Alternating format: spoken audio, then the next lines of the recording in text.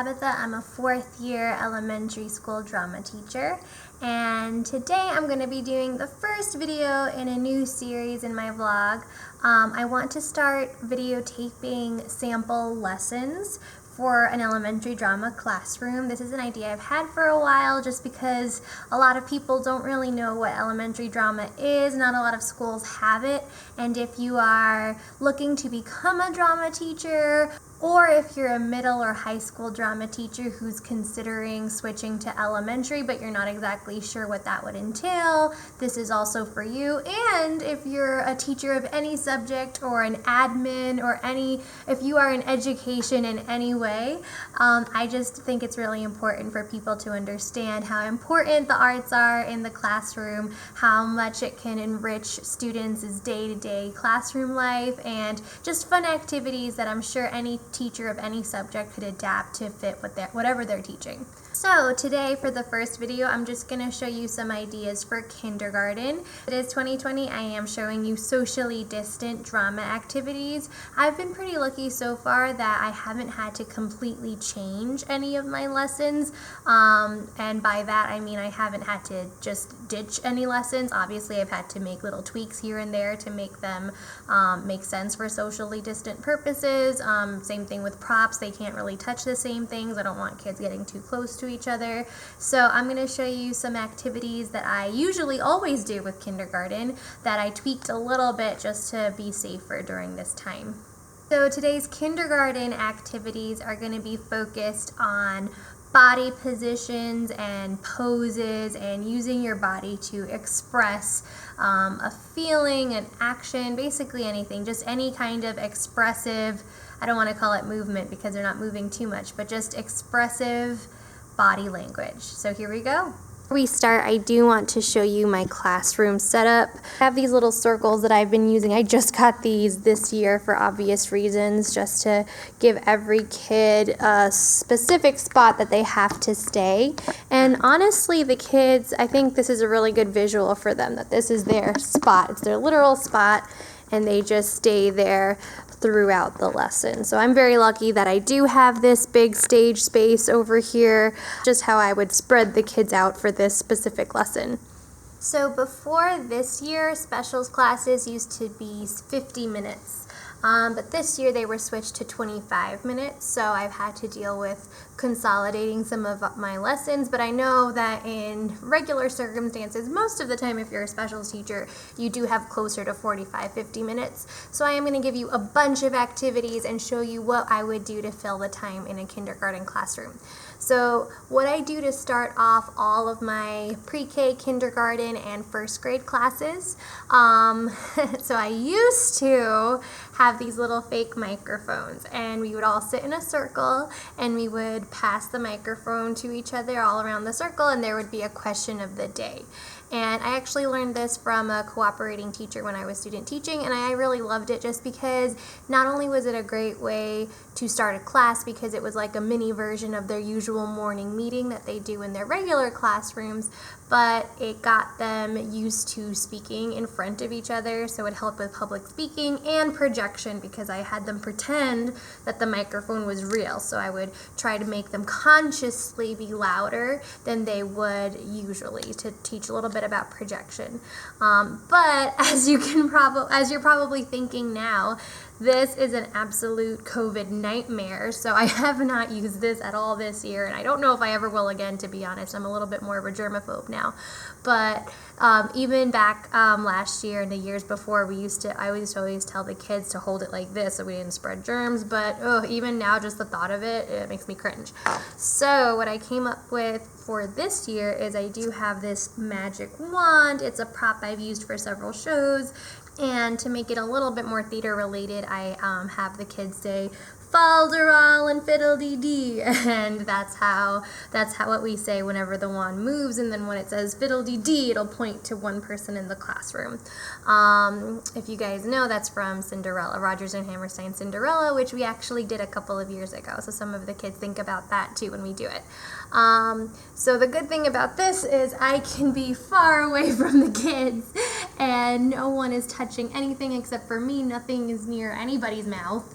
So this is obviously a lot safer. Something that I used to do with the microphone is I used to give kids the option of saying pass if they weren't comfortable answering the question. So for example, every day the question would be different. So the one I have up on the board right now is if I could go on vacation anywhere, I would choose, and they would tell me anywhere they'd want to go on vacation.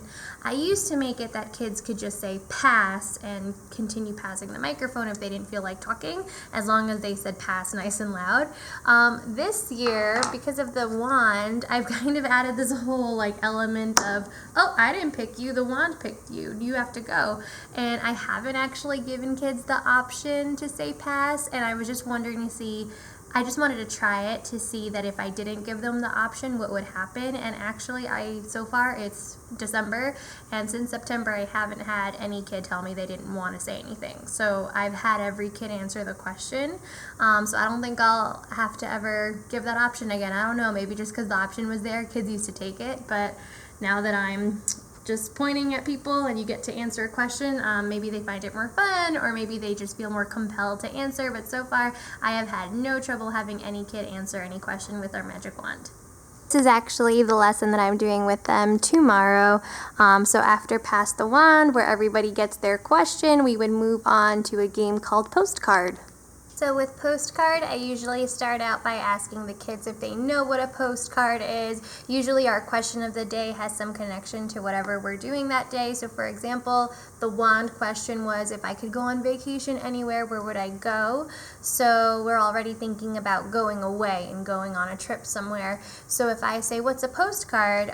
Some kids know, and then if they don't know, I can explain to them that you can send it to people when you're away, and it's a nice picture that shows people a certain location that you're in. So once the kids understand what a postcard is, I give them a place, and I usually start really slow. So for example, if I say, let's pick Disney, who wants to give me one character or object or thing or anything that would be in a postcard to Disney? So one at a time they'll raise their hand. Someone might say Mickey, someone might say the castle, someone might say Tinkerbell. If people can't think of stuff, I usually give them some ideas. The cool thing about Disney is even if they've never been to Disney, they do know Disney characters, so I can just say, what's your favorite Disney character? And they usually have something to say after that. I've had a kid actually say fireworks, so they were fireworks. So whatever thing that kid came up with or whatever thing I gave them, they are in charge of being that thing or character in our postcard.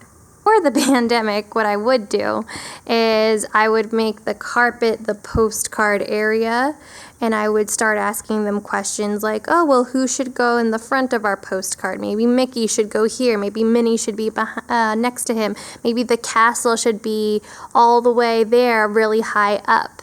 And we start thinking about placement, and I would use the carpet, and they'd all find a spot on the carpet where it would make sense for their character to go. Maybe all the princesses are together. Maybe any characters that are in the same movie are together. Maybe if they have someone is acting out, parents taking pictures with their kids, they would act that out.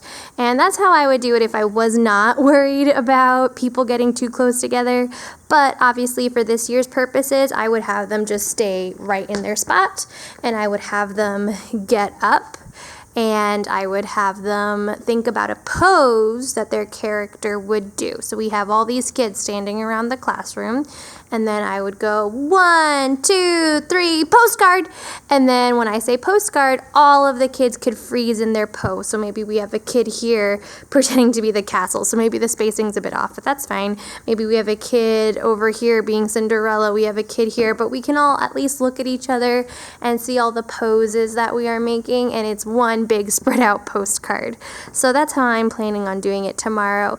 Honestly, the kids love making poses. If you make it fun and you give them some kind of countdown, and you really just drive home the fact that pictures and statues don't move, so I'm looking to see how good you are at not moving, they actually get really into it, and they love posing and different levels and using their body. If you teach little kids and you've never just played around with them for just making poses, you have no idea how much they get into it. They just absolutely love it, and they come up with really interesting things. It's really funny to see that kid who tries to be on one foot or low and like uses their facial expression, and you're like, whoa, this is amazing. So it is really fun. I know it doesn't sound fun when it's just me alone in a classroom, but I promise you, if you're with a group of kindergartners and you have them each do a frozen pose of anything, you're gonna have a good time. So the first postcard we made, I pretty much walk them through it. I help them pick their characters. I talk through the entire thing.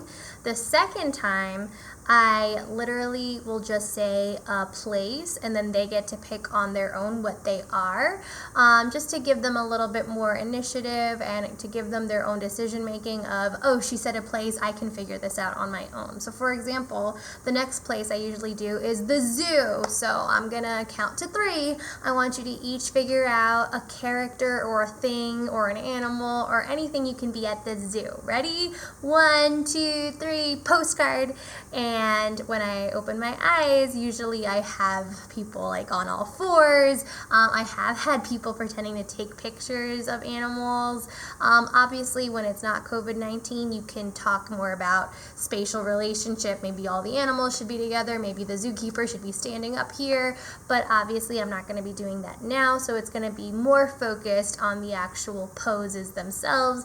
And I can still make connection between the students. So, oh, I see one lion there and one lion there. I notice how this lion has a different body expression than that lion. So even though they're both lions, they can be expressed in a different way, and I can still give them those connections to make, even if we can't physically make them in the classroom by getting closer or farther apart from each other. Something else you can do to be a little bit more fun is I'll usually go, okay, for the third one, I'll say, okay, I don't know if you guys can do this one. I don't know. I just don't know. And I'll say, all right, the beach, ready? I'll give you 10 seconds for this one. We'll see. And then I'll turn around, and I usually have some surfers, some fish, some people sunbathing. And if you do end up having all the kids doing the same thing, that's fine too, as long as you point it out and talk about, ooh, it's so interesting that you all picked swimming. What else can you do in the beach if you want to encourage them to get a little bit more creative? But usually I do have kids playing in the sand and all this stuff, so it is a lot of fun. I usually just do 3 of them and then move on to something else, but I'm sure if you came up with a bunch of different fun locations, they could be engaged for a while. This next game is a little bit more advanced for the kiddos, depending on what your population is. My kids usually, for this one, half of them will get most of the activity, and then the other half will completely get it. If you don't think your kindergartners would be able to do it, it would definitely work for first grade. I do like a simpler version of it for pre-K, but then I do try this for kindergarten. So this one is called Slideshow, and it does have frozen pictures just like postcards. So we are focusing on frozen pictures during this whole lesson. So Slideshow starts teaching them about beginning, middle, and end, and telling a story. So I would model this activity first. So the way Slideshow works is that you have them think of 3 frozen poses that tell a story, beginning, middle, and end. So for example, I would usually use this example. So I would go 1, 2, 3, slideshow. This is my first pose. 1, 2, 3, slideshow. 1, 2, 3, slideshow. And I usually try to not pick something that's too easy, because I do want to leave it up to interpretation, and I do want to see what kind of things they come up with. But a couple of times I do have kids coming up with the right answer, which is that I was going to get ice cream. So my first picture was me walking to the ice cream store. My second picture was me thinking about what flavor I wanted. And then my third picture was me actually having the ice cream. If you want to start out with something easier, something that I also like to use is a baseball one, because it has to do with sports. And usually if a kid knows baseball, they're able to figure this one out. So you can go 1, 2, 3, slideshow. 1, 2, 3, slideshow. 1, 2, 3, slideshow. And usually a kid can figure out, okay, you were hitting the ball with your bat, you were running to first base, you got to first base. And the hardest part about this lesson is not even them figuring out your story, it's getting them to think of something to do themselves that has a story. So I have had a bunch of kids do something really, really creative with like fishing, or they'll do sports, or they'll do something happening, and we really talk about facial expressions. One of my favorite ones that I ever had a kid do was a surprise birthday party where they had like a kid like listening to something, opening the door and going like this, and everybody could tell that that kid was surprised about or scared of something, and then we eventually figured out it was a surprise birthday party, which was really cool. Something else that I have done is with first grade, I have done this with groups where a group of 5 people can all work together to make 3 frozen pictures that make up a story, which is easier because with more people you can have more characters and it's easier to tell a story. Whereas with one person, it's hard to tell a story all by yourself with just your own body. So that's how I'm able to adapt it for first grade. But for kindergarten, we just focus on yourself and how you can tell a story. Even if they end up just doing 3 poses that are very similar, which is usually what happens, you're able to get them thinking about how a story is not just one thing, it's 3 things. So how can we make it better? How can we give it more depth? And obviously it's a lot of fun for the kids to guess what their peers' frozen poses are. So that's my lesson for kindergarten tomorrow. You may notice that I also teach it to pre-K. I don't really have a special curriculum for pre-K. I usually do easier versions of my kindergarten lessons just because there aren't as many pre-Kers anyway, and they seem to enjoy the same lessons. It's just I usually tone some lessons down. For a slideshow one for pre-K, I would probably just do something where I would have the kids do a frozen pose of an action, and then their peers would have to guess what action they were acting out, and I'm sure that they would have a lot of fun with that. So we'll see how this goes tomorrow. Like I said, I've done this every year. This is just the first time I'm doing it without the kids working together, without the kids getting too close. But so far, all of the movement activities I've done in a similar way have worked out. So these are just some ideas for kindergarten. So there you have it. I hope to be putting some more of these videos up. My next video should be maybe I'll be doing them in grade. I don't know if I'm going to do them randomly, like I might do 3rd grade next, or I might just go back and forth, or I'll do them in order. We'll see. But I hope to do at least 1 per grade level to give you some sample drama lessons, especially socially distanced drama lessons during this time, because I know that's something that we're all looking for, because drama is very engaged and it is very cooperative and there is a lot of movement involved, so that's something that a lot of us are struggling with. But obviously we are creative people and we can do it. The kids are creative and they are just doing so well with this, and I'm really excited to show you more videos. Thank you so much for watching. Bye.